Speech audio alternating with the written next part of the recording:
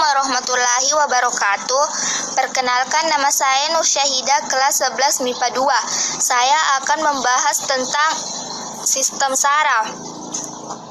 Sebelum kita memasuki tahapan-tahapan dalam sistem saraf, terlebih dahulu yang pertama saya akan menjelaskan pengertian dari sistem saraf tersebut. Sistem saraf adalah sistem yang mengatur dan mengendalikan semua kegiatan aktivitas di dalam tubuh kita, seperti berjalan, menggerakkan tangan, mengunyah makanan, dan lain sebagainya. Sistem saraf tersebut tersusun dari jutaan serabut sel saraf yang disebut neuron yang berkumpul membentuk suatu berkas atau vaskulum. Neuron adalah komponen utama dalam sistem saraf. 2. Fungsi jaringan saraf. Sistem saraf sebagai sistem koordinasi mempunyai 3 fungsi utama, yaitu 1.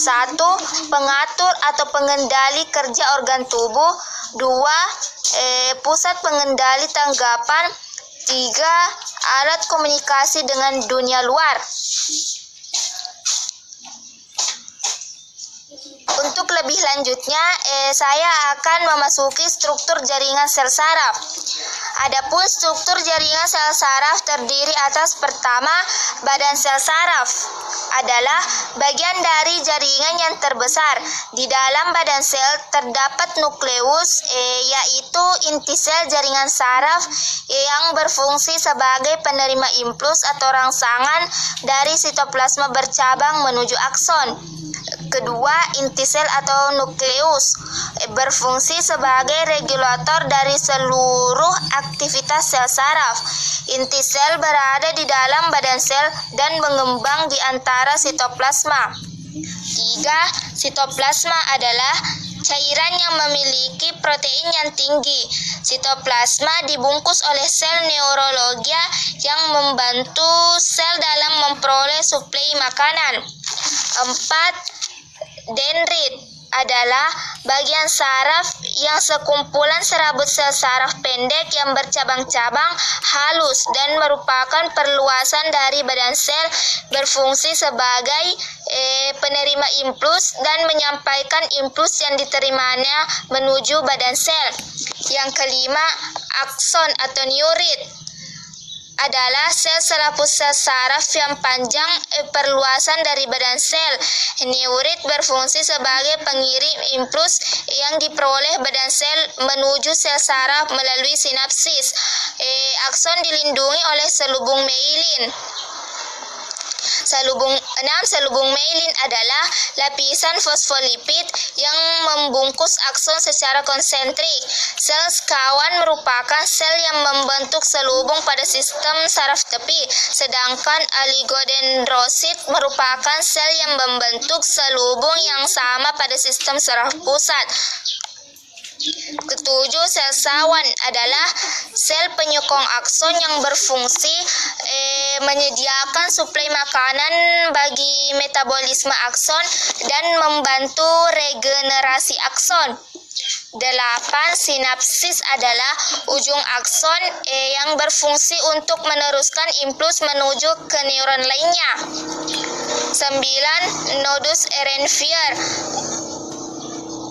memungkinkan potensial aksi untuk menyebarkan dengan cepat menuruni akson.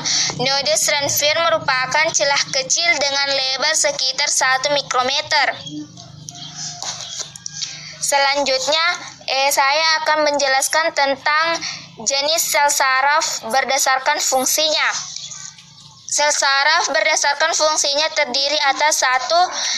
Sel saraf sensorik atau saraf eferen berfungsi menghantarkan rangsangan dari reseptor atau penerima rangsangan ke sumsum tulang belakang.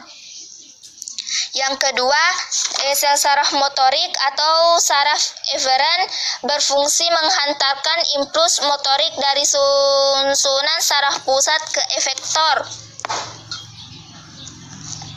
Yang ketiga, sel saraf penghubung atau intermediate atau asosiasi merupakan penghubung sel saraf yang satu dengan sel saraf yang lainnya. Dan selanjutnya saya akan membahas tentang susunan saraf pusat. Adapun susunan saraf pusat terdiri atas pertama otak. Otak adalah salah satu organ yang terbesar dan paling kompleks dalam tubuh manusia yang tersusun dari sejumlah jaringan pendukung dan 1.000 miliar lebih sel saraf yang berkomunikasi dalam sistem dengan triliun koneksi yang disebut sinapsis. Otak terdiri dari otak kanan dan otak kiri.